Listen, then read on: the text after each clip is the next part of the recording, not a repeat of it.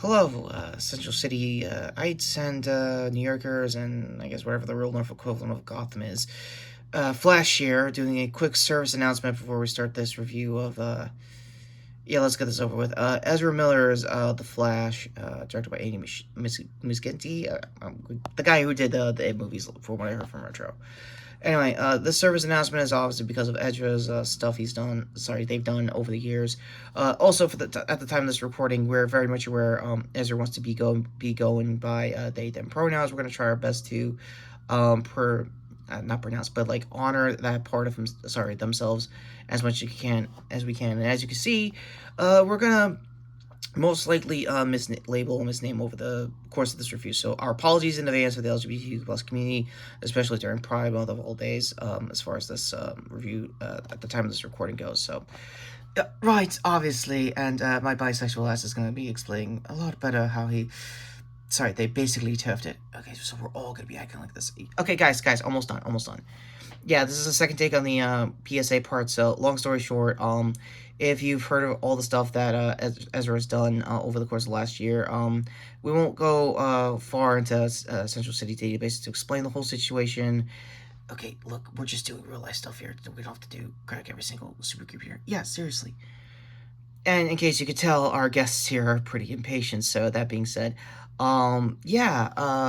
we see and hear the situation, and if we hope Ezra, in their case, is trying to do their best to basically go to therapy or find some, I guess, accountability what happened over the course of the last couple of years. So again, moment of silence, but again, people have survived their insanity, so that's at least the good news. Headspace wise, balls in your court, honestly. So yeah. Now that being said, Retro, you said it was gonna be a retro review of the John Wesley Shipp version of Me from 1990. The actual... Okay, I'm the fastest guy alive, but apparently I can't swear fast enough. Okay, sorry. And also, which one of us are you talking to? Okay, seriously, don't be a smartass. I fight, like, future versions of me all the time. I told you. Okay, alright, whatever. Anyway, hey, I'm Retrokid Reviews. I'm Retro Runner from the year 1000.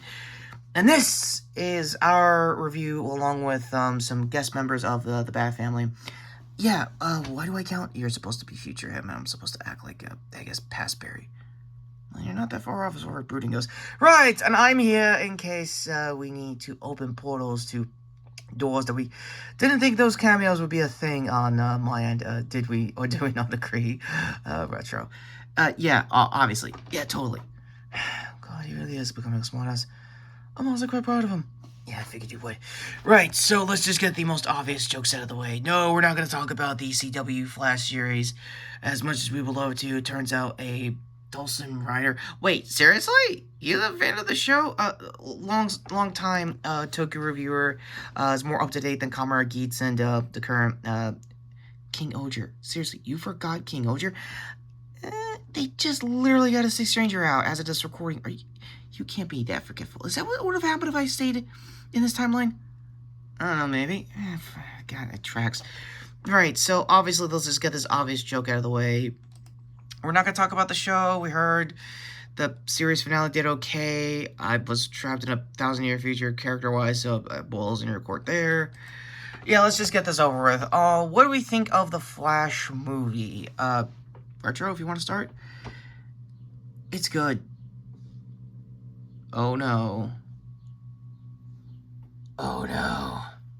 Okay, the good is that, surprisingly plot-wise, you can definitely see moments of how it was still ended up being a Flashpoint movie, and more importantly, a origin story, because, yeah, they did the timeline thing, they did the timing thing. You really can't say it? Back to the Future. They went full Back to the Future with it. They didn't really go into the depths of, like, explain most of the multiverse. That's kind of where Michael Keaton's Batman comes in. We'll get to him in a minute. And, you still can't wrap your brain around the fact that they mentioned Eric Stoltz's Back to the Future. I'm sorry.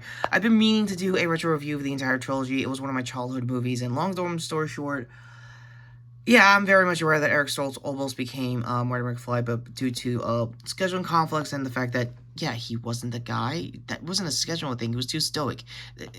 He said she should over the years, obviously. I never thought I'd live to see a day of a future version of me stealing my thunder. Yeah, and one you like. Alright, whatever. Look, long story short, it's actually a good movie. Effects-wise is still, DCU level bad effects, but again, grading on the curve, it's at least not Snyder Cut bad, and I think everyone here can agree that, obviously, technically speaking, yes. And, it's definitely way better than, the other one, so I gotta agree to that. Terry, did you use one of your future uses? That could be an anachronism. Oh, Bruce, it's not. Wait, you're on comms with future you the whole time? Yeah, I've been kind of in and out of the timeline, and honestly speaking, I'm pretty sure you guys didn't need me that much for a while now, right? Yeah, pretty much. You are definitely a better Batman than me. Wait, why?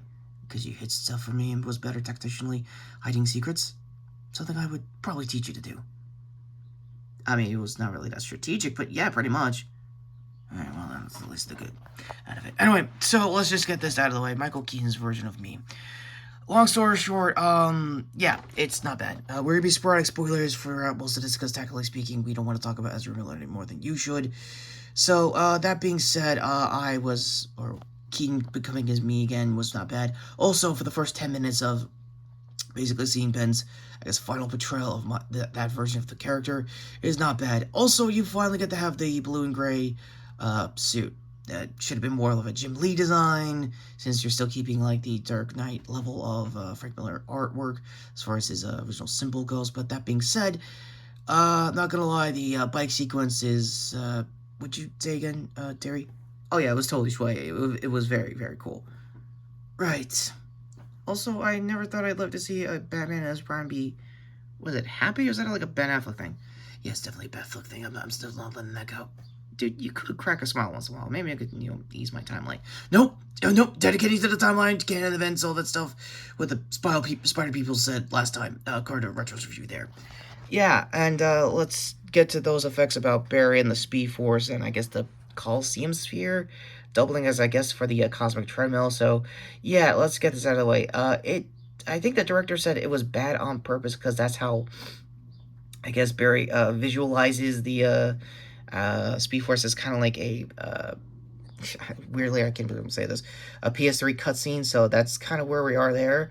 Also, they did callbacks to how Barry ran in the Snyder Cut of being more like a swimmer, kind of like arm motion. So yeah, that's kind of weird. I'm gonna be honest, but at least the anime was trying to be self-referential, especially for the opening. If you are there still after that opening, then you're kind of gonna ride out as much as you can with this movie. So, for cameo slash Supergirl duty, Kara, you want to show up? Yeah, she's about ready. You good? Yes, I am good to go. I am Kara Zor-El as a Marvel, not really, McFarlane. This Earth is weird as far as this figure line goes. Yeah, basically. Anyway, hey, it's John here. I'm covering for Dad with the old armor. Also, Retro, you are gonna get a new version of Connor and Dad, right? Yeah, totally, John, obviously. And, oh, by the way, Damien totally misses you. Yeah, he really does. Oh, that's like, no, I don't! I will totally have a Titans team soon. I should have been in the 5th season of Titans. Dude, we all know you're gonna be fine. No, I kinda miss you, dude. Aw, you slipped your American accent for me. Dude, you really do miss me. Anyway, yeah, as far as the cameos go, it's pretty crazy, and this is where it gets most spoilers. Anyway, I guess, ultimate thoughts of the review, and I guess plot-wise and story-wise. I can't believe I'm saying this. For DCEU of all things, it's a 7 out of 10. Look, I forgot my exact grading on most of the back half of the Snyderverse years of bad movies, but grading on the curve, it's not bad. It's also not good at the same time. There are definitely moments where you can see Barry, current Perry, trying to handle past Barry's shit, and yeah, I kind of choked up a few times when Barry's mom was on screen, knowing what's gonna happen to her. Also, Ron Livingston doubling for current Barry's dad instead of Billy Crudup from the Snyder Cut is leagues better, and I don't know, probably recency bias or the fact that I'm a huge Office Space guy. Go to the printer scene, you know why if you saw the printer scene. But yeah, he could definitely handle being a more, I guess, loving dad, even being in Iron Heights prison. Also, I saw this in theaters last weekend with an IMAX screening. I did that for both this movie and for Into the Spider-Verse. And yeah, even on an IMAX screen, it definitely shows the CG on Barry's end, but for the CG on like Bruce and even Kara's end is like not 4K quality yet. This is still Warner Brothers we're talking here, but there's a lot of good nods and Easter eggs and references, and one of which we got to get to right now. So everyone else, you need a list out of 10. What? Oh yeah, I had to learn Atlantean. Sorry for that. Long story short, yeah, I'll agree with Retro. 6 out of 10. 6.5. Mainly because of Keaton. Well, I'm gonna give it a goddamn 5 because. Out of 10? Yes, I guess I could change Retro. I could go to 10s instead of 5s like Jason. You mean Blood, Garrick, or the redheaded stepchild jackass? Told you it was a crappy untactical grading system. Yes, Bruce, thank you very fucking much. Anyway, yes, long story short, I may or may not have spoiled the one PG-13 F-bomb I was going to do throughout the rest of this video to keep it ad-friendly for your stupid channel. Yeah, thanks for that, John.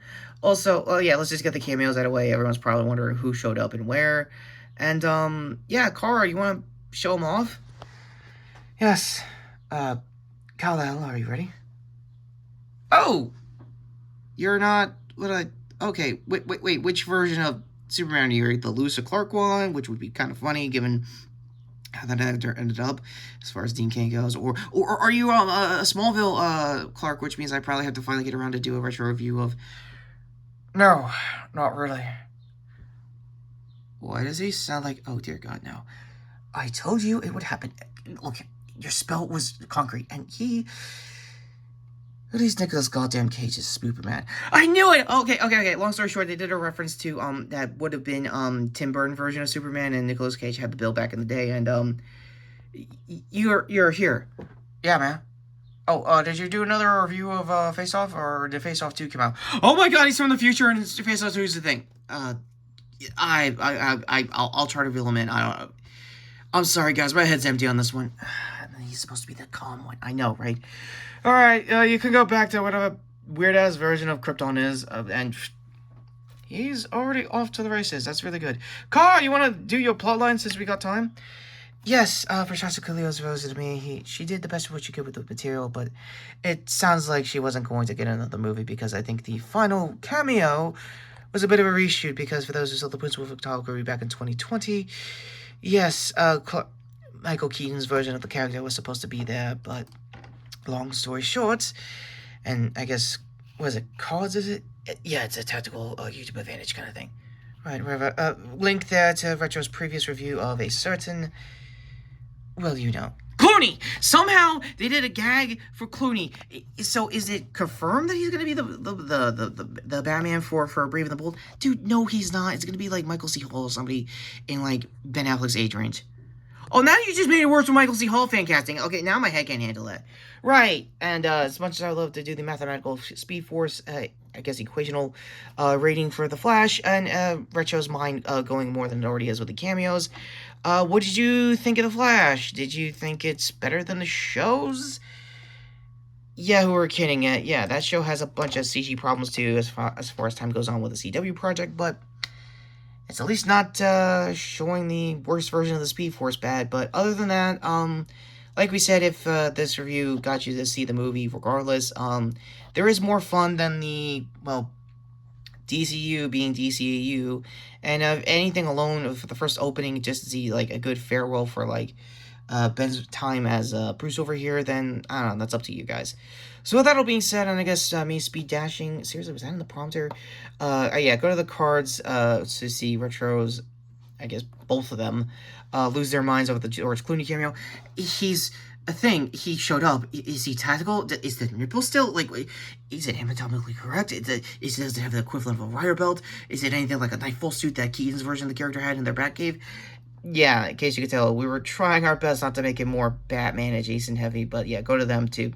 Their previous review, and go to John trying to reel him back in.